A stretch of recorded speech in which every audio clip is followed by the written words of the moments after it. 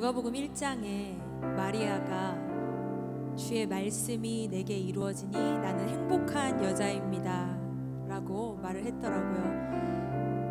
선한 목자 되신 그 예수 그리스도께서 우리를 정말 최고의 길로, 가장 온전한 길로 이끌어 주심을 믿으시면서, 주님, 당신이 이끌어 주시는 그 모든 것이 나를 행복하게 만듭니다. 당신만이 나의 유일한 복이십니다 라고 고백하는 그런 예배가 되었으면 좋겠습니다. 우리 함께 선한 목자 되신 우리 주님을 함께 찬양하도록 하겠습니다.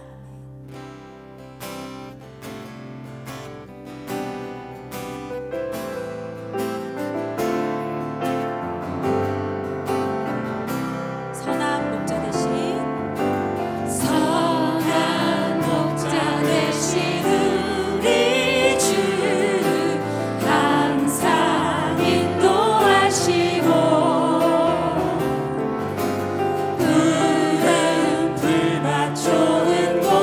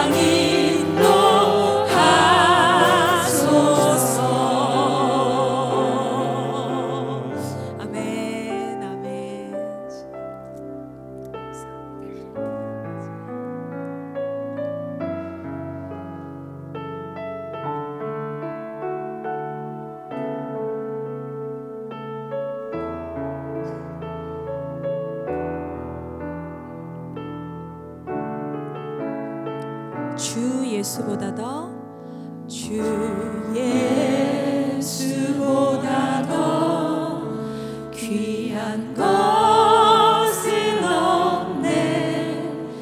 이 세상 무기와 바꿀 수 없네. 영죽을 내 대신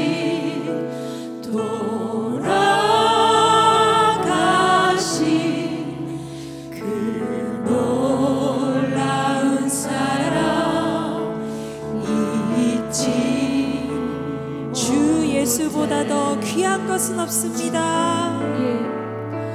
주 예수보다 더 귀한 것은 없네. 이 세상 명예와 바꿀 수 없네.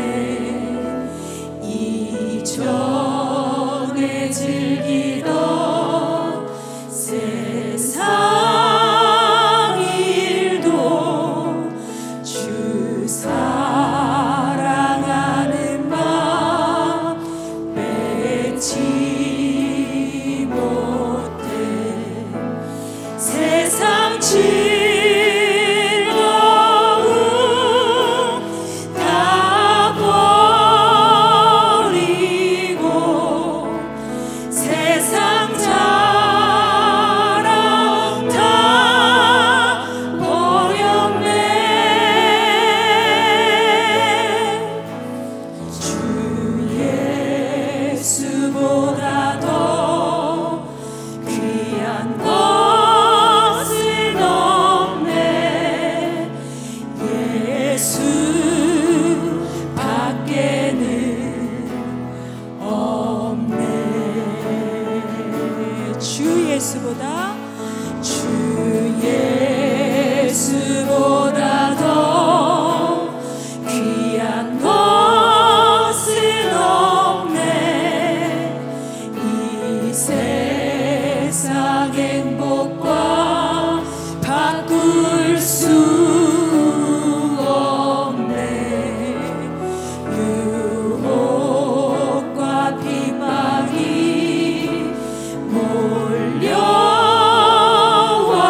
몰려와도 주 섬기는 내 맘 변치 않아. 세상 즐거움 다 버리고 세상 자랑 다 버렸네. 주 예수보다 더 귀한 것은 없네. 예수 밖에는 없네. 세상 즐거움 세상 즐거움 다 버리고 세상 자랑 다 버렸네. 주 예수보다 더 귀한 것은 없네. 예수 밖에는 없네. 예수 밖에는 없습니다. 예수 밖에는 없네.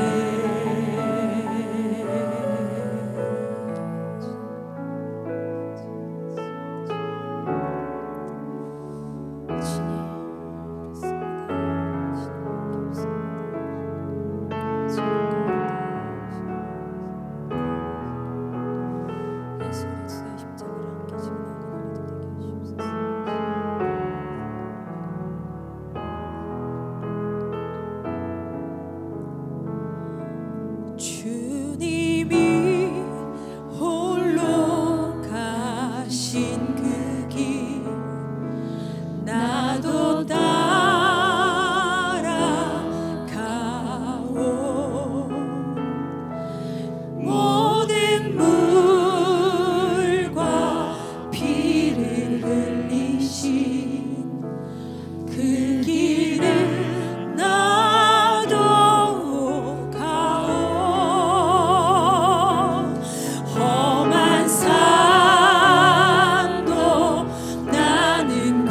괜찮소 바다 끝이라도 나는 괜찮소 죽어가는 저들을 위해 나를 버리길 바라오 아버지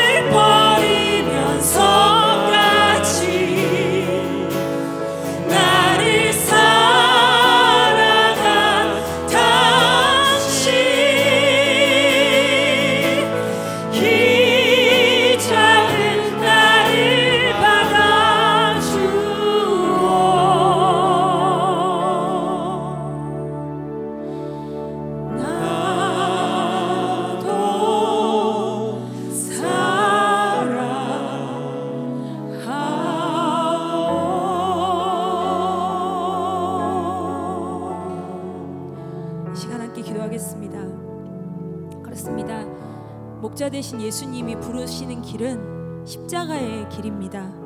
우리가 그 십자가의 길 가운데 예수님, 나도 당신을 따라가겠습니다 라고 하는 주님을 향한 사랑과 주님과 함께 있기 원합니다 라는 그 사명, 그것을 가지고 우리가 나아가야 할 줄 압니다. 주님, 우리는 우리 삶에 너무 집착해 있고 우리 자신이 너무 중요합니다. 주님, 하나님이 더 중요하고 예수 그리스도를 더 사랑하고 그 예수 그리스도께서 가신 그 사명의 길을 우리도 따라갈 수 있도록 주님, 이 시간 성령으로 우리와 함께하여 주시옵소서라고 함께 기도하겠습니다. 주님, 아버지 나를 보내주오.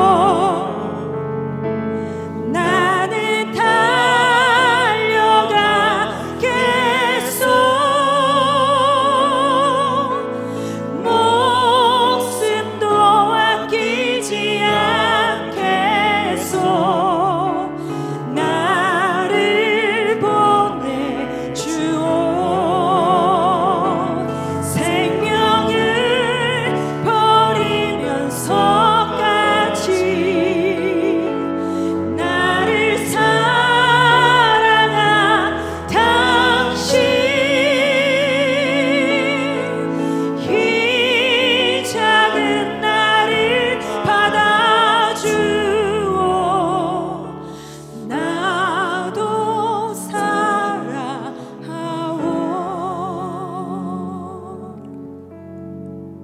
하나님 아버지, 주님의 은혜로 저희가 이 시간 주님 앞에 있습니다.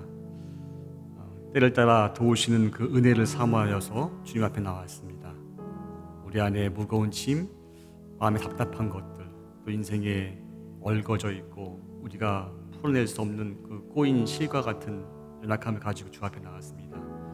이 예배를 통하여서 주님과의 만남을 통해서 다시 한번 우리의 삶이 새로워지게 도와주시고 우리 안에 있던 것들이 다시 한번 창조의 질서 가운데 올바르게 세워지게 도와주셔서 하나님과의 만남이, 주님과의 사귐이 깊어지는 복된 시간 될 수 있도록 도와주시옵소서. 이 시간의 주인 되시는 예수님의 이름으로 기도합니다. 아멘.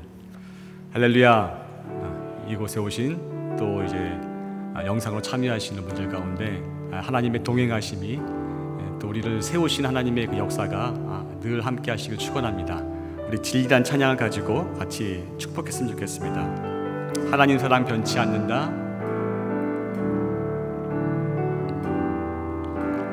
하나님 사랑 변치 않는다. 하나님 사랑 변치 않는다. 세상 다 변하고 날 버린다 해도 하나님 사랑 변치 않는다. 하나님 내 길 인도하신다. 하나님 내 길 인도하신다. 나의 가는 길 다 주님께 있으니 하나님 내 길 인도하신다. 우리 인도하신 주님을 찬양하는 박수를 올려드리겠습니다. 아멘. 교회 소식 한 가지만 나누겠습니다. 부모학교 허그 플러스 2기 온라인 모집이 있습니다. 허그 플러스, 저희 밑에 카페 이름이 허그지 않습니까? 허그 플러스는 그 카페에서 뭔가 하는 그런 건 아니고요. 아빠로서, 엄마로서 어떻게 자녀들을 잘 품어줄 수 있을 것인가, 그런 성경적인 어떤 원리를 배우고 또 그런 것도 실습이나 이런 관계 통해서 배우는 그런 시간입니다. 온라인으로 진행되기 때문에 장소에 구애 없이 시간만 내시면 됩니다. 이번 주일까지 주보에 보시면 신청할 수 있는 분의 연락처가 나와 있거든요. 문자나 전화로 신청해 주시면 감사하겠습니다. 네, 오늘 여기까지고요. 하나님 말씀을 좀 보겠습니다. 오늘 말씀은 요한복음 10장 말씀입니다. 요한복음 10장 14절에서 18절까지 저랑 한 절씩 교독하시겠습니다. 요한복음 10장 14절부터입니다. 제가 먼저 읽겠습니다. 나는 선한 목자라. 나는 내 양을 알고 양도 나를 아는 것이 아버지께서 나를 아시고 내가 아버지를 아는 것 같으니 나는 양을 위하여 목숨을 버리노라. 또 이 우리에 들지 아니한 다른 양들이 내게 있어 내가 인도하여야 할 터이니 그들도 내 음성을 듣고 한 무리가 되어 한 목자에게 있으리라. 내가 내 목숨을 버리는 것은 그것을 내가 다시 얻기 위함이니 이로 말미암아 아버지께서 나를 사랑하시느니라. 이를 내게서 빼앗는 자가 있을 것이 아니라 내가 스스로 버리노라.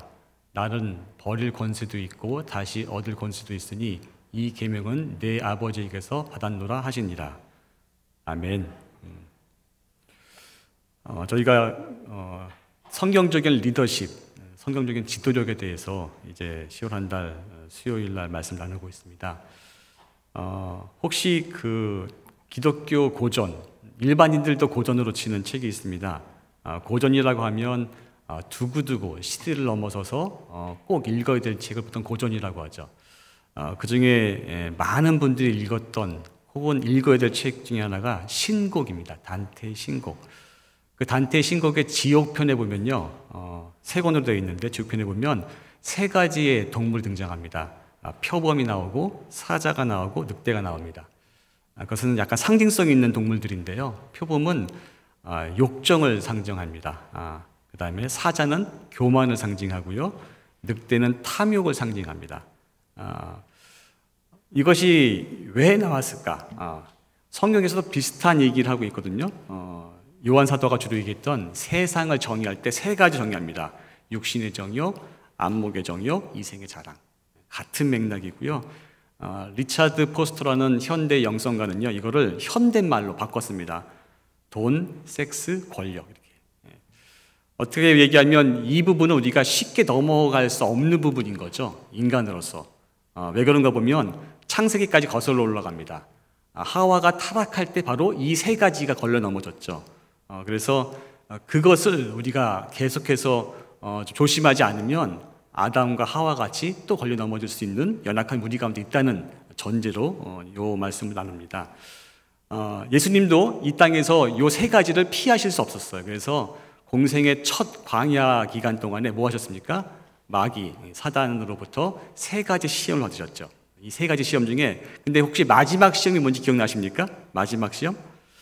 마지막 시험은 이렇습니다. 그러니까 사단이 이 세상의 모든 영광을 너에게 주겠다. 그러니까 나에게 경배해라. 이렇게 요청을 합니다. 이건 무슨 시험일까요? 한마디라면 힘의 시험이라고 할 수 있습니다. 오늘날 보면 교회를 많은 사람들이 떠납니다.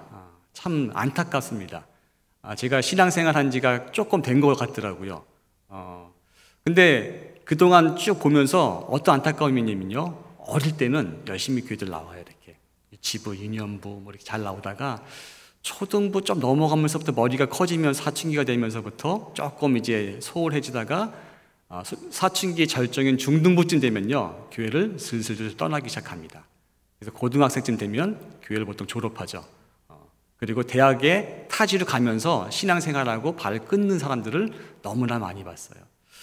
뭐 그런 것만 있는 것이 아니라 성이 되어서 신앙생활 하다가도 교회를 떠나는 경우를 많이 봤습니다. 그래서 우리 교회에 이렇게 새로 오시는 분들 보면 예수님을 처음 믿어서 오시는 분보다는 다른 교회에서 신앙생활 하다 오시는 분들이 더 많습니다. 그래서 왜 그렇게 오시는가 이렇게 여쭤보면 나름대로 이유가 있으세요. 여러 가지 이유가 있는데 무슨 이사했거나 아니면 뭐 이런 어떤 직장의 변화 때문에 이런 것들은 뭐 자연스러운 건데 그렇지 않고 어떤 이유 때문에 우리 교회로 오시는 분들이 있는데 어떤 이유인가 봤더니 교회 안에 그 지도력에 대한 싸움들, 예를 들면 목사님과 장로님 간의 갈등, 또 장로님 안에서 어떤 그런 갈등, 어떤 교회 안에 지도력을 가진 분들의 어떤 갈등을 보면서 이게 한두 번이지 너무 힘드니까 본인의 신앙도 까먹고 하니까 그런 이유 때문에 교회를 떠나거나 옮기시는 분들을 많이 봤습니다. 근데 이것은 오늘만의 이야기가 아니라 기독교 역사를 보면은 반복되는 부분도 있어요. 부끄럽게도 크리스천 지도자들이 힘의 시험에 굴복을 많이 해왔습니다. 정치적인 힘이나 때로는 군사적인 힘, 또 경제적인 힘, 도덕적이거나 영적인 힘 등에 매료되어서 하나님 말씀을 선포하는 중에도 그 힘을 의지하는 경향이 역사를 보면 좀 있어 왔죠. 그래서 말로는 자신의 신성한 힘에 의존하지 않았던 자신을 비워서 인간이 되신 예수 그리스도 이름으로 선포를 하지만 실상은 아닌 경우가 많았기 때문에 그게 기독교 역사를 보면 참 어려운 마음을 줍니다. 가장 큰 유혹은요, 이 힘을 복음 선포의 유용한 도구로 간주하려는 것입니다. 힘을 갖는 것이 하나님과 또 성도들, 동료들을 섬기는 데 쓰면 좋은 것 아니냐라는 인식인 거죠. 또 그렇게도 많이 이야기해 왔습니다. 근데 이것 때문에 어떤 일이 벌어집니까? 십자군 전쟁과 같은 말도 안 되는 일이 벌어지고요. 종교 재판소 같은 게 세워져서 말도 안 되는 일이 벌어지기 시작합니다. 또 이런 것 때문에 인디언들을 노예로 삼는 일이 벌어지기 시작했죠. 사람들은 이렇게 큰 영향력을 미치는 권세 있는 자리를 바라는 것까지 또 당연시되는 것이 하나의 흐름입니다. 결국 어디까지 갑니까? 양심이 마비되어서 비도덕적인 일도 조작한 일을 서슴지 않는 것이 교회사에서 보여주는 슬픈 모습입니다. 교회에서 이런 큰 위기를 불러온 중요한 원인들을 보면요, 가난하고 힘없는 예수님을 따른다고 자처하는 크리스천들이 마음껏 행사한 그 힘 때문에 그런 경우가 많습니다. 왜 이렇게 우리는 힘이 약할까요? 왜 그렇게 힘이 쉽게 무너진 것일까요? 아마도 이런 것 같습니다. 힘이 우리의 존재 목적인 사랑이라는 어려운 과제를 대체할 수 있는 손쉬운 대체물을 제공하는 것이 힘이 아닌가 합니다. 하나님을 사랑하기보다는요, 하나님같이 되는 것이 더 쉽습니다. 101 때 배우죠. 내가 법이 되고 내가 중심이 되기 때문에 하나님을 사랑하는 것보다는 하나님같이 되는 것이 우리 죄성하고 더 가깝죠. 또 사람들을 사랑하는 것보다는 사람들을 다스리고 조종하는 게 훨씬 더 쉽습니다. 우리 정서에 맞죠. 죄인의 정서에. 그러나 예수님이 물으시죠. 뭐라고 물으십니까? 내가 날 사랑하느냐? 내가 날 사랑하느냐? 계속 물으십니다. 내 동기가 사랑인가? 힘인가? 근데 우리는 어떻게 묻습니까? 주님의 나라에서 나를 당신의 오른편에 혹은 왼편에 앉혀주실 수 있습니까? 라고 묻는 것이 우리의 성향이죠. 아마 옛뱀, 즉 사단이 하와를 이렇게 속였죠. 너희가 그것을 먹는 날에는 너희 눈이 밝아져 하나님같이 되어 선악을 알 줄을 하나님이 아십니다 라는 이 꼬임에 넘어간 그 경향이 우리에게 지금도 계속 있습니다. 그러니까 하나님의 사랑을 힘으로 바꾸는 유혹이 끊임없이 우리 가운데 있는 것 같습니다. 그래서 예수님이 광야로부터 십자가에 죽으시기까지 이 유혹은 계속 왔습니다. 아까 말씀드렸던 것 같이 광야에서 마지막 세 번째 시험이 힘의 시험이었습니다. 그리고 이제 가장 사랑했던 제자들 중에 수제자였던 베드로도 이 힘의 시험에 넘어갔죠. 그래서 예수님이 자신의 죽음을 얘기하니까 베드로는 안 된다고, 예수님을 꾸짖으면 안 된다고 강하게 어필했다가 사탄아 물러가라는 예수님의 꾸짖음을 듣게 되는 것이죠. 그리고 결국은 대제사장들과 종교 지도자들도 그 힘을 유지하기 위해서 빼앗기지 않으려고 예수님을 십자가에 몰아넣었습니다. 못 박히게 했죠. 십자가상에 예수님이 박혀 있을 그 상황에도 모든 사람들이 너가 힘이 있어 하면 내려와봐 라고 비아냥거리기 시작했죠. 그래서 이 교회 역사를 보면요, 가장 고통스러운 역사가 바로 이 하나님의 사랑 대신 힘을, 십자가 대신 지배를, 또 인도함을 받기보다는 인도하려는 유혹을 받은 사람들의 어떤 역사라고 할 수 있을 것 같습니다. 인격적인 사랑의 관계로 들어가면요, 친밀함을 느낄 수가 있는데 그 친밀함을 두려워하기 시작하면요, 우리는 힘에 기대고 싶은 유혹이 커집니다. 그래서 건강하면서도 친밀한 관계를 발전시키는 법을 모르고 힘과 지배력을 내세우는 좀 위험한 지도력을 행사하는 것이 교회 역사 가운데 볼 수 있습니다. 그래서 기독교 왕국을 세운다는 명목으로 사랑할 줄도 모르고 사랑받을 줄도 모르는 사람들이 그 힘의 논리로 명목상 기독교 왕국을 세워서 어마어마한 악행들을 또 저지르기도 했습니다. 그러면 우리 안에 질문이 생길 것 같습니다. 기독교 역사가 그랬고 우리 요즘에 봐도 그런데 우리가 어떤 지도력이라는 것을 포기해야 되는 거 아닌가요? 그런 마음 혹시 안 드십니까? 근데 성경에서 얘기하는 것은 이 지도력은요, 권위는 하나님께로부터 온 것입니다.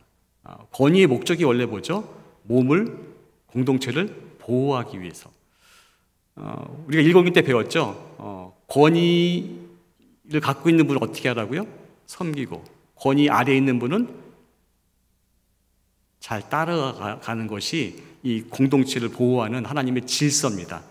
그래서 오늘 말씀을 통해서 좀 그런 성경적인 리더십, 지도력이 무엇인가를 살펴보고자 합니다. 말씀 하나 좀 볼 텐데요. 마태복음 20장 말씀입니다. 마태복음 20장 25절을 세 번역으로 한번 보겠습니다. 마태복음 20장 25절입니다. 같이 읽겠습니다. 예수께서는 그들을 곁에 불러놓고 말씀하셨다.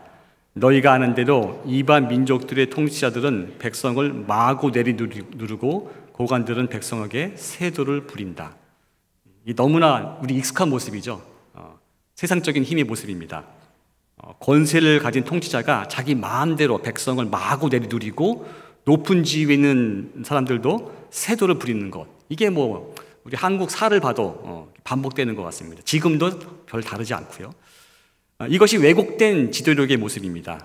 죄의 경향 가운데 높아지려고 하는 죄로 물든 지도력의 모습이죠. 그런데 이것은 하나님의 원래 의도가 아니었습니다. 바로 그 다음 절부터 예수님이 원래 하나님의 의도가 무엇인지를 말씀해 주십니다. 읽어볼까요? 그 다음 절 26절부터입니다. 27절부터죠. 27절이요. 시작. 너희 가운데서 으뜸이 되고자 하는 사람은 너희의 종이 되어야 한다. 인자는 섬김을 받으러 온 것이 아니라 섬기러 왔으며 많은 사람을 위하여 자기 목숨을 몸값으로 치러주려고 왔다. 예수님은 정반대 얘기를 하십니다. 뭐라고요? 섬기는 사람이 위대한 사람이고 종이 되는 것이 으뜸이 되는 길이라고 세상의 방식과 정반대 이야기를 하십니다. 그래서 보통 반대 정신이란 말을 씁니다. 기독교의 정신은요, 세상의 정신과 정반대입니다. 예수님이 이 땅에 오신 목적은요, 뭐라고요? 섬기러 오셨다고 말씀하십니다. 목숨까지 기꺼이 드리려고 종으로 오셨다고 말씀하십니다. 그래서 기독교에서 성경에서 얘기한 지도력은 섬김의 지도력입니다. 서번트 리더십이라고 하죠. 힘이 없어서가 아니라 힘이 있으나 사용하지 않고 겸손하게 섬기는 인격체, 사람이란 존재에 생명이 가장 소중합니다. 생명이 없는 순간 인격이라는 존재가 사라지기 때문에 그렇죠. 근데 그 생명까지 섬기기 위해서 내려놓기 위해서 오셨다고 예수님은 고백하시는 거죠. 이것이 바로 예수님이 정의하신 성경적인 지도력의 모습입니다. 자신을 희생해서 사랑으로 섬기는 모습인 거죠. 죽음은 사람이 가장 두려워합니다. 그런데 예수님이 보여주신 이 사랑의 섬김은요, 두려움까지 내어 쫓는다고 성경은 이야기하고 있습니다. 그러면 이렇게 섬김의 지도력, 서번트 리더십으로 살아가려면 우리에게 무엇이 필요한가요? 제가 지난 2주에 거쳐서 그 얘기를 했습니다. 2주에 거쳐서 요약하면 첫째 주가 뭐였습니까? 아까 말씀드린 것 같이 내가 날 사랑하느냐, 우리를 궁일이 여기시는 하나님의 사랑 안에 거하는 것, 십자가의 수직적인 측면을 말씀드렸고, 지난 시간에 뭐 말씀해 드렸죠? 십자가의 수평적인 사랑, 그래서 복음 안에서 참된 교제 가운데 있는 그 사랑을 말씀해 드렸습니다. 기억나시죠? 십자가만 기억하시면 됩니다. 하나님과의 수직적인 그 우리를 품어주시는 그 궁일의 사랑과 또 수평적인 사랑, 우리 성도들 간의 복음 안에서, 진리 안에서 참된 교제 가운데 있는 것이 이 섬김의 지도력의 기초입니다. 기초. 그러면 그 기초 가운데 어떻게 리더십의 성향을 쌓아나갈 수 있을까? 그것이 우리에게 주어진 숙제 같습니다. 그것을 이제 오늘 말씀, 본문 말씀에 나와 있습니다. 한번 보도록 할까요? 요한복음 10장 14절, 15절 두 절입니다. 같이 읽어보겠습니다. 시작. 나는 선한 목자라. 나는 내 양을 알고 양도 나를 아는 것이 아버지께서 나를 아시고 내가 아버지를 아는 것 같으니 나는 양을 위하여 목숨을 버리노라. 아멘.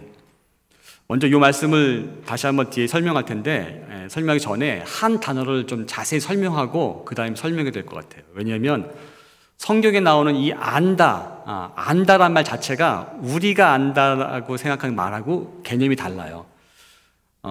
그래서 좀 그 설명이 필요합니다. 우리의 역사는요, 보통 이제 두 가지의 철학적인 바탕으로 구성이 되어 있는데, 하나는 그리스 철학, 헬라 철학이 있고요. 동시에 히브리 철학, 성경의 배경이 되고 있는 그런 히브리 철학이 이렇게 어우러져서 발달된 게 우리 역사라고 할 수 있는 것 같아요. 그런데 우리에게 익숙한 건요, 히브리 철학이 아니라 헬라 철학, 그리스 철학입니다. 주로 지적인 부분을 많이 강조하죠.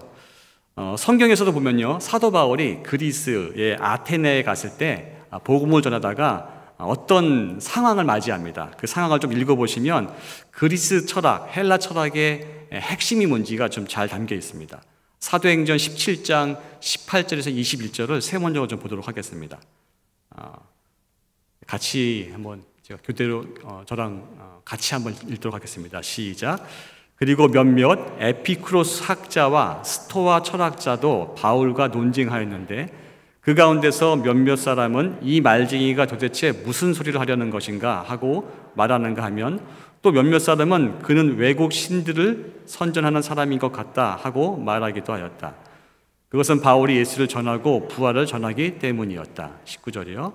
그들은 바울을 붙들어 아레오파고 법정으로 데리고 가서 당신이 말하는 이 새로운 교훈이 무엇인지 우리가 알 수 있겠소? 당신은 우리 귀에 생소한 것을 소개하고 있는데 도대체 그것이 무엇인지 알고 싶소? 하고 말하였다. 21절이요. 모든 아테네 사람과 거기에 살고 있는 외국 사람들은 무엇이나 새로운 것을 말하고 듣는 일로만 세월을 보내는 사람들이었다. 21절 말씀 보면요, 특징이 나와요. 무엇이나 새로운 것을 말하고 듣는 일로만 세월을 보냈다. 좀 지적인 거로만 하는 거죠. 약간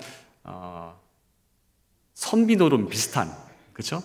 내가 삶을 위해서 뭔가 육신으로 노동을 하거나 일을 하는 게 아니라 그냥 새로운 사상과 생각이 왔으면 그게 뭐지? 그걸 이해하고 개념화하고 또 그것으로만 지내는 사람들, 시간을 딱 그거로 보내는 거죠.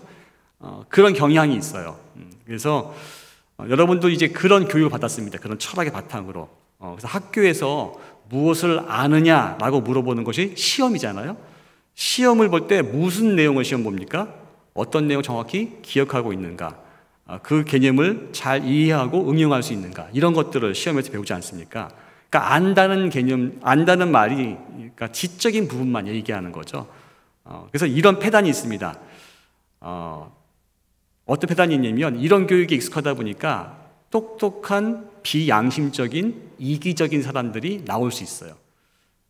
좀 멍청하면 이기적이기 쉽지 않습니다. 그렇죠? 그냥 다 주니까. 근데 똑똑하면요, 이기적이기가 쉬워요. 왜냐면 계산이 빠르니까. 내가 이렇게 하면 저가 이렇게 빨리 계산하기 때문에 좀 우리나라 교육이 좀 그런 부분이 좀 안타깝습니다. 그래서 이제 다들 아시다시피 전인 교육을 해야 된다 하지만 말은 많지만 그렇게 쉽지 않습니다. 성품이 좋아지고 남을 배려할 줄 알고 섬길 줄 알고 이런 인격적인 모습이 되려면 오랜 시간 동안 훈련과 어떤 관계 속에서 경험들이 있어야 되는데 그냥 외우고 쓰고 이것만 계속 교육하니 그럴 기회 자체가 없는 거죠. 아이들에게는요.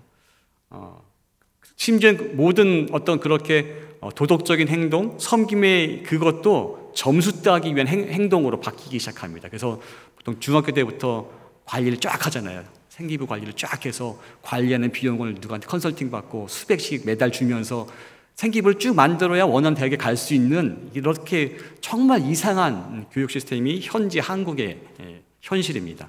그러니까 아이들이 뭐가 되겠습니까? 망가질 때 계속 망가지는 거죠. 똑똑한 이기적인 사람 만들지 모르겠지만 인격적인 사랑할 줄 알고 받을 줄 알고 섬길 줄 아는 이런 온화한 인품을 학교에서 키우진 않는 것 같습니다. 그게 참 안타깝습니다. 아무튼 그런 걸 처치하고 이제 성경에서 안다는 말은 그런 알미 아닙니다. 그냥 머리에 지식을 쌓고 개념을 갖고 있고 그것에 대해서 잘 얘기할 수 있는 이런 차원이 아닙니다. 예를 들면 성경에서 여자가 남자를 안다라고 표현할 때는요, 친밀한 전인적인 관계, 부부관계를 얘기합니다. 그에 대해서, 남편에 대해서 아는 것이 아니라 남편 존재가 어떤지 삶으로 안다는 거죠. 물론 육체관계를 포함해서요, 전인격적인 알을 얘기합니다. 그래서 저희가 이런 헬라 철학적인 배경이 있기 때문에 하나님을 안다라고 얘기할 때 그렇게 생각하기 쉬워요. 하나님에 대해서 아는 것을 하나님을 아는 것인 양 착각할 수 있습니다. 다릅니다. 그거는요. 오히려 하나님에 대한 지식이 많을수록 하나님을 모를 수도 있어요. 왜냐면 지식이 많으면 교만해지거든요. 인간은요. 교만하면 하나님과 가장 멀어지는 길입니다. 제가 얘기하는 것은 지적인 추구가 이성이 필요 없다고 하는 것이 아닙니다. 이성으로 하나님을 알아갈 수 없다는 거죠. 하나님이 우리에게 하나님 자신을 알려주실 때만큼 우리가 하나님을 알 수 있습니다. 다른 말로 하면 하나님과 친밀한 사귐의 관계를 통해서만 하나님을 체험할 수 있고 알아갈 수 있다는 얘기인 거죠. 성경적인 의미의 안다는 말은 아주 깊이가 있는 말입니다. 그래서 그런 알을 저희가 가져야 됩니다. 하나님을 전인격적으로 알아가는 것이 필요합니다. 이렇게 말씀을 드리면 어떤 분들은 야, 그거 너무 어렵다 라고 생각하시는 분도 있을 것 같아요. 왜냐면 제가 하는 얘기를 또 개념적으로 계속해서 정리하시기 때문에 성경에서 나오는 그런 성경적인 개념들이 무척 중요합니다. 그래서 어떤 분은 그런 분이 있어요. 목사님, 그런 개념들을 어떻게 다 이해할 수 있어요? 어떻게 다 알아야 되죠? 제일 간단하고 확실한 방법 하나 알려드릴까요?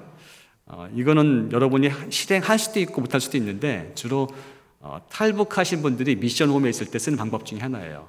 어떻게 하냐면 성경을 주로 신약 중심이겠지만 백독을 하시면 됩니다. 백독. 쫙 계속. 다른 거 안 보시고 읽고 또 읽고 읽고 또 읽고 읽고 또 읽다 보면 그 안에서 정리가 돼요. 실제로 이 미션 홍금을 운영하는 어느 목사님이 탈북자들 오면 그렇게 시켜요. 성경을 매일 읽게 합니다. 매일 읽고 또 읽고 읽고 또 읽고 읽고 또 읽고 계속. 그러면 읽다 보면 궁금한 게 생기잖아요. 목사님, 이건 무슨 뜻이에요? 저건 무슨 뜻이에요? 그럼 목사님이 처음에는 대답 안 해주다가 계속 조르면 한 50번쯤 읽으면 질문이 아주 날카로워진대요. 이거는 이렇고 왜 앞엔 이런데 왜 이렇게 질문 던진대요. 그때쯤 되면 이 목사님 그러신다고 하더라고요. 100번 읽고 오세요. 그러면 그분들이 진짜 100번, 거기는 밥만 먹고 할 거 없기 때문에 성경만 읽을 수 있거든요. 100번쯤 읽으면 질문이 사라진대요. 왜냐하면 성경 안에 답이 있거든요. 성경 안에 답이 있어요. 그러니까 그렇게 하는 게 가장 단순하고 확실한 방법인데 현대인들은 너무나 신경 쓸 게 많아요. 그렇죠? 삶이 너무 복잡해서 우리의 시간과 에너지를 쏟을 수 없습니다. 그러니까 하나님에 대해서 또 하나님을 알 수 있을 만한 기회가 많이 사라진 것이죠. 아무튼 제 얘기 듣고 그렇게 하시는 분도 있을 수도 있을 것 같은데 제 자신을 봐도 그렇습니다. 성경 말씀 한 번 읽고 이해가 되십니까? 아니요. 제가 매일 묵상하거든요. 묵상하면 할수록 잘 모르겠어요. 어느 날 하나님이 이런 분인 것 같아 라고 말씀을 통해서 깨달았어요. 근데 어느 날 삶 살다 보니까 딱 부딪히면서 하나님 그런 분이 아니라 이런 분이셨구나 라고 삶 속에서 알아가게 됩니다. 신앙이라는 것은 바로 그런 것이죠. 그렇게 하나님을 삶을 통해서 알아가는 것이지 내 개념 정리하는 것으로만 끝나는 것은 하나님을 아는 것에 도움은 될 수 있지만 그것이 하나님을 안다고 얘기할 수 없습니다. 그래서 우리가 기독교 고전적으로 얘기하는 말 중에 말씀과 또 뭐죠? 기도가 같이 가는 거죠. 기도가 주로 어떤 겁니까? 내가 이성적으로 알 수 있고 그 말씀을 내 삶 속에서 부딪히면서 오는 어떤 반응들 아닙니까? 하나님 말씀에 대한 반응. 예를 들면 이런 거죠. 하나님은 섬기라고 하셨는데 내가 이렇게 섬기면 손해볼 게 뻔히 보이는데 그런 현장에서 어떻게 합니까? 어떻게 하십니까, 여러분들은? 저는 기도해요. 하나님, 이렇게 내가 하면 저 사람이 나 이걸 이용할 게 뻔한데 그래도 섬겨야 됩니까? 라고 기도하게 되죠, 이렇게 하나님께. 그럼 하나님 뭐라고 하실까요? 그때그때 지혜를 주시죠. 그러면서 하나님이 살아계심을 알게 되고 하나님이 나의 삶을 만지시는 그 손길을 경험할 수 있습니다. 그러면서 내가 하나님의 형상으로 회복되는 그런 시간들이 우리의 신앙의 삶인 거죠. 그것이 바로 하나님을 알아가는 과정인 겁니다. 그래서 이렇게 하나님이 알아간다고 할 때는요, 이것이 일회성 사건이 아니라 우리 평생의 삶을 통해서 이어져야 하는 삶입니다. 사도 바울은 이것을 이렇게 고백합니다. 빌립보서 3장 8절 9절 말씀인데요, 같이 한번 세 번역으로 읽어보도록 하겠습니다. 시작. 그뿐만 아니라 주 예수 그리스도라는 지식이 가장 고상함으로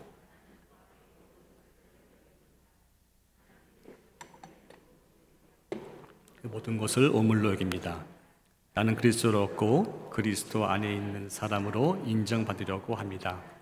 나는 율법에서 생기는 나 스스로 의의 의가 아니라 그리스도를 믿는 믿음으로 말미암아 오는 의 곧 믿음에 근거하여 하나님에서 오는 의를 얻으려 합니다.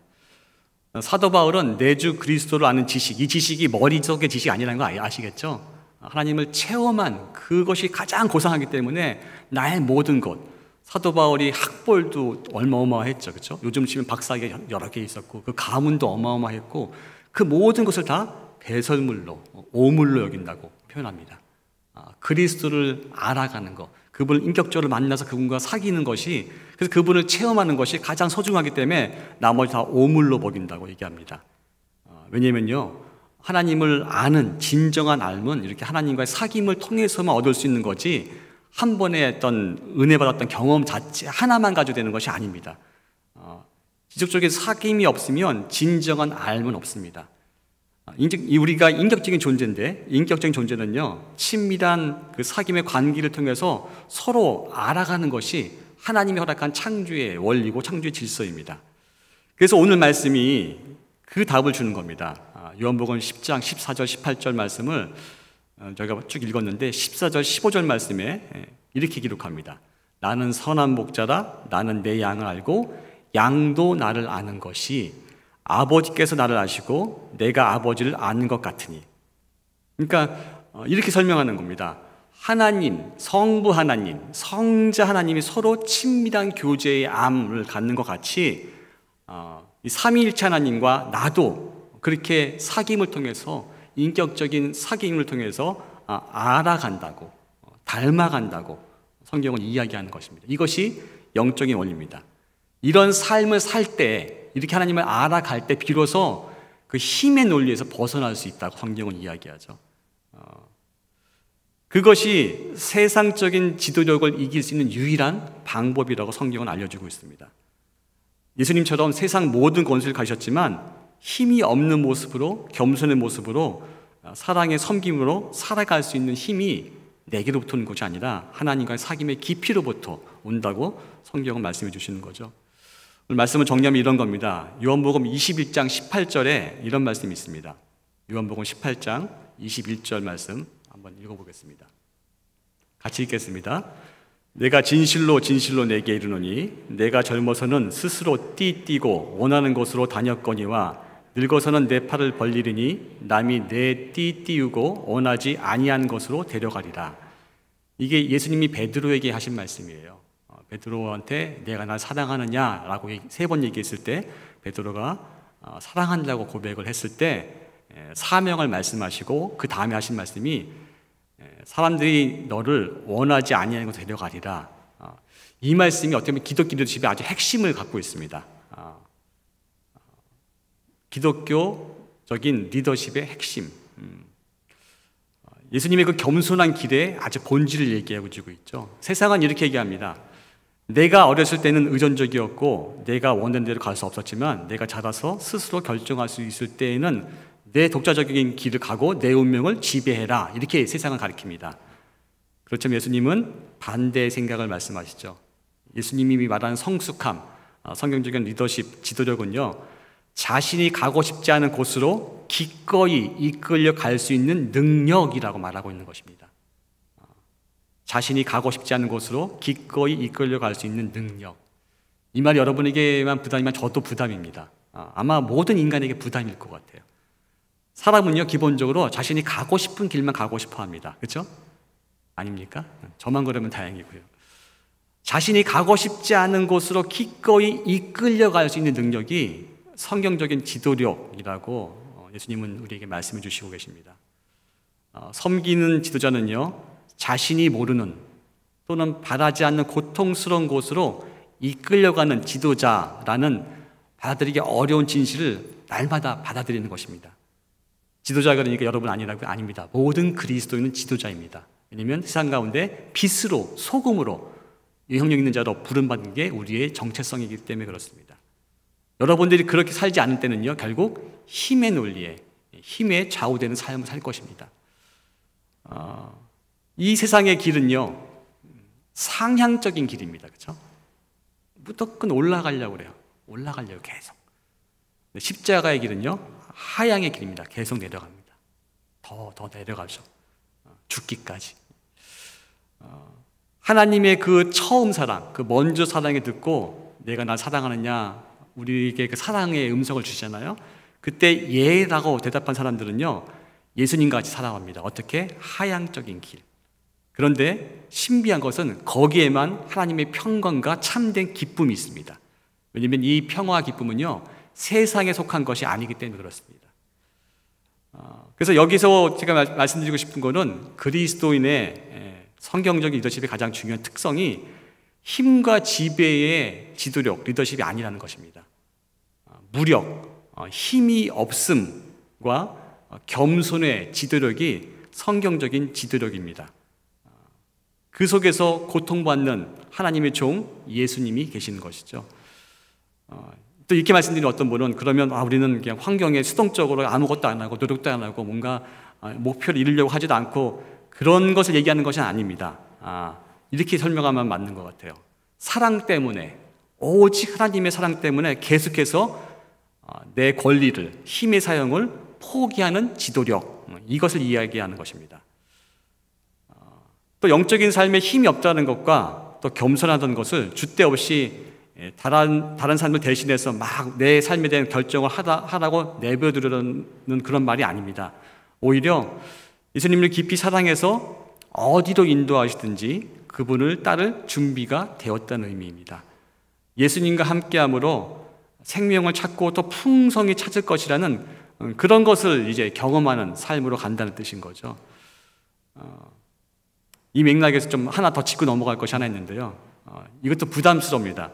이렇게 기독교적인 성경적 리더십은요, 예수님 말할 때 가난한 지도력이라는 표현을 쓰십니다. 가난해야지 그렇게 살 수 있다고 하십니다. 부담스럽시죠, 그렇죠? 아마 부자이신 분들이 힘드실 것 같은데 성경에서 그렇게 이야기하고 있습니다. 가난이 유익한가요? 저는 별 그런 건 없는 것 같아요. 근데 가난이 한 가지 도움은 됩니다. 우리가 인도함을 받는 자가 되게 합니다. 인도함을 받는 자가 되게 해요. 여러분 통장에 돈이 좀 넉넉히 있어 보세요. 기도하십니까? 돈 있는데, 오늘 먹을 게 있는데, 내일 먹을 게 있는데, 다음 달까지 먹을 게 있는데, 올해 평생 먹을 게 있는데 기도하십니까? 먹을 걸 위해서. 근데 주기도문에 어떻게 되어 있습니까? 일용할 양식을 구하잖아요. 일용할 양식을. 이 비밀을 놓치고 있습니다. 그래서 우리는 거의 평생 먹을 양식을 비축하려고 애를 쓰죠. 결국 힘이 누구한테 있는 거예요? 자기한테 있는 거죠. 혹은 돈에게 있거나. 하나님을 의지하지 않으려고 합니다. 그래서 가난한 자가 복이 있습니다. 하나님이 전부이기 때문에 그렇습니다. 그렇다고 여러분 갖고 있는 소유를 다 팔아서 가난한 자에게 주고 목회자가 되거나 이런 얘기하는 게 아닙니다. 하나님 우리에게 허락한 분깃이 있어요. 삶에 어떤 그 바운더리가 있습니다. 그 바운더리 주셨던 목적이 있죠. 그 목적을 알고 여러분이 허락한 재정을 잘 활용해야 되는 청지기 사명이 우리한테 있다는 것을 기억하면서 이 말씀을 아시는 게 필요합니다. 바울은 디모데에게서 이렇게 권면합니다. 디모데 전서 말씀인데요. 세 번역으로 한번 읽어보겠습니다. 전서 6절에서 10절까지 말씀입니다. 같이 읽겠습니다. 자족할 줄을 아는 사람에게는 경건은 큰 이득을 줍니다. 우리는 아무것도 세상에 가지고 오지 않았으므로 아무것도 가지고 떠날 수 없습니다. 우리는 먹을 것과 입을 것이 있으면 그것으로 만족해야 할 것입니다. 그러나 부자가 되기를 원하는 사람은 유혹과 올무와 여러 가지 어리석고도 해로운 욕심에 떨어집니다. 이런 것들은 사람을 파멸과 멸망에 빠뜨립니다. 돈을 사랑하는 것이 모든 악의 뿌리입니다. 돈을 쫓다가 믿음에서 떠나 헤매기도 하고 많은 고통을 겪기도 한 사람이 더러 있습니다. 여러분이 여기 더러에 속한 사람이 아니시기를 축원합니다. 교회의 미래가 있다면요, 예수님처럼 스스로 자발적으로 가난하게 되어서 원하지 아니하는 곳으로 기꺼이 믿음의 순종으로 사랑으로 섬기려는 지도자가 되려고 할 때에 우리 교회에 미래가 있다고 할 수 있을 것입니다. 내가 원하는 것이 아니라 하나님이 원하는 것이 바로 제자도입니다. 십자가의 길이죠. 그렇게 살기 위해서는요, 아까 말씀드린 것 같이 하나님과 날마다 사귐을 통해서 잘 알아가셔야 됩니다. 그런 은혜가 여러분 가운데 있기를 축원합니다. 우리 결단의 찬양을 부르기 원합니다. 제목이 좀 비장해요. 근데 이게 크리스천의 보편적인, 일반적인, 일상적인 삶이라고 할 수 있습니다. 십자가의 길, 순교자의 삶.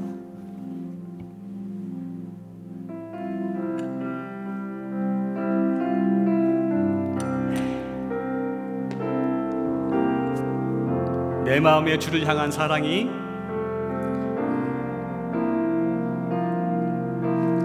내 마음의 주를 향한 사랑이 나의 말엔 주가 주신 진리로 나의 눈에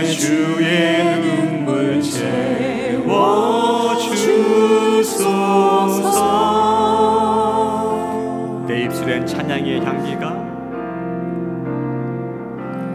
내 입술엔 찬양의 향기가 두 손에는 주를 닮은 섬김이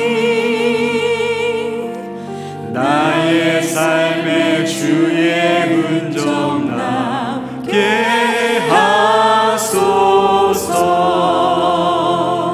하나님의 사랑이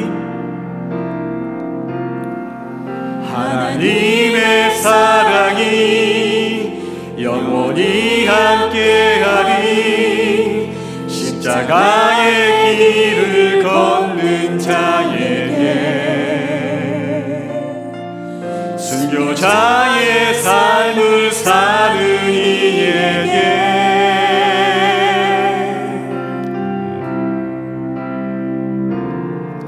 조롱하는 소리와 세상 유혹 속에도 주의 순결한 신부가 되리라.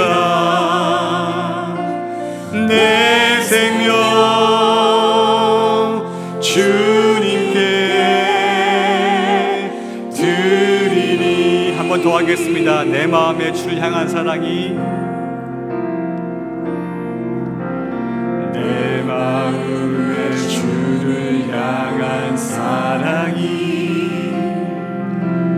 나의 말엔 주가 주신 진리로 나의 눈에 주의 눈물 채워주소서.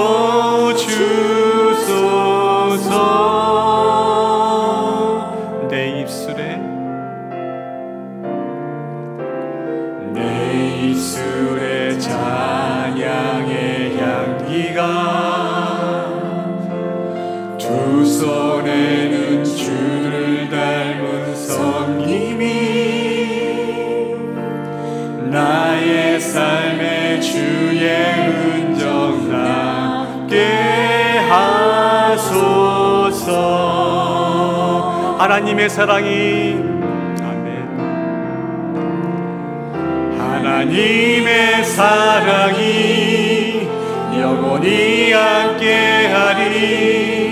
십자가의 길을 걷는 자에게 순교자의 삶을 사는 이에게 조롱하는 소리와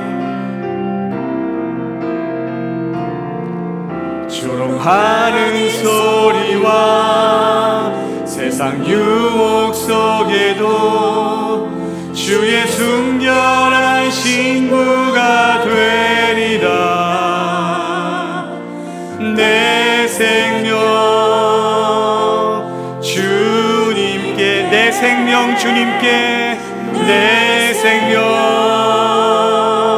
주님께 내 생명 주님께 내 생명 주님께 드리리. 이 시간 말씀을 기억하면서 기도하겠습니다. 내가 세상의 길을 걷고 있는가, 십자가의 길을 걷고 있는가, 내가 힘의 논리로 살고 있는가, 정말 그 사랑의 원리대로 참된 사랑 안에 거하는 삶을 살고 있는가 돌아보시면서 같이 기도했으면 좋겠습니다. 기도하시겠습니다. 하나님, 그렇습니다. 세상은 힘을 요구합니다. 더 많이 가지라고 하고, 더 높은 곳에 가라고 하고, 더 힘을 쓸 수 있는 곳에 가라고 합니다. 그리고 내 마음대로 살려고 합니다. 그러나 예수님은 그 반대의 삶을 사셨습니다. 하나님 아버지, 힘이 없으셔서가 아니라 우리를 사랑하셔서 그 힘을 참된 힘으로 사용하셨습니다. 권위는 우리를 보호하기 위해서, 우리를 사랑하기 위해서 허락하셨던 그 힘을 하나님 십자가에게 쏟으심으로 그 힘을 사용하셨습니다. 이것이 바른 권세의 사용법이고, 이것이 바른 힘의 사용법인데, 하나님, 우리는 너무나 세상의 사용법에 익숙해 있어서 정말 하나님의 그 원리를 까먹고 세상의 원리대로 살아갔던 연약한 인생임을 고백합니다. 하나님, 오늘 말씀을 통해서 정말 하나님의 길이 무엇인지, 정말 그 내가 힘의 주인이 아니라 그 힘을 내려놓고 하나님, 날마다 낮아지며 주님과 같이 그 십자가의 길을 가는 것이 우리의 삶의 모습이 맑게 하셔서 감사드립니다. 그렇게 살기 위해서 날마다 주님과의 사귐이 깊어지고 주님과의 사귐을 통해서 그 힘이 날 다스리는 것이 아니라 주님의 사랑이 날 다스리고 그 사랑이 내 마음에 있을 때 온전한 삶 살아갈 수 있음을 알게 하신 주님을 찬양합니다. 이제 그 말씀대로 살아갈 수 있도록 주님의 사랑에 더 깊이 거할 수 있도록 주님의 은혜 가운데 거할 수 있도록 도와주시옵소서. 온전히 주님의 십자가의 길을 걸어갈 수 있도록 함께하여 주시옵소서. 하나님, 저희 가운데 너무나 유혹이 많습니다. 더 많이 가지려고 하고 더 많이 누리려고 하고 더 높은 곳에 올라가려고 하고 더 인정받으려고 하는 끊임없는 힘을 향한 욕망이 부글부글 끓어오릅니다. 저희를 불쌍히 여겨 주시옵소서. 저희의 마음을 주님의 사랑으로 채워주셔서 주님의 사랑에 반응하는 자로 하루하루 살아갈 수 있도록 도와주옵소서. 예수님이 이 땅에 살아가실 때 정말 그 십자가의 길을 자발적으로 기꺼이 걸어가셨던 이유가 있다면 우리를 사랑하셨기 때문에 그렇습니다. 그 참혹한 그 십자가의 길을 가셨던 그 이유가 있다면 우리를 정말로 사랑하셨기 때문에 그렇습니다. 저희에게 그 사랑을 날마다 경험할 수 있도록 도와주옵소서. 주님의 사랑만이 우리를 그렇게 살게 합니다. 하나님, 저희의 삶을 올려드리오니 날마다 매 순간마다 함께 해주셔서 주님의 사랑만이 우리 삶을 움직이게 하셔서 우리 삶의 흔적에 예수 그리스도의 흔적만 남아나 있을 수 있도록 도와주시옵소서. 예수님의 이름으로 기도합니다. 다 같이 일어나셔서 주기도문 찬양으로 예배 마치도록 하겠습니다.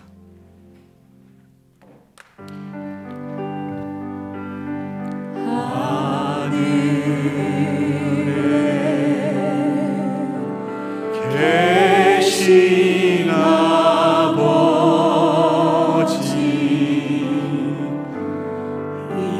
이름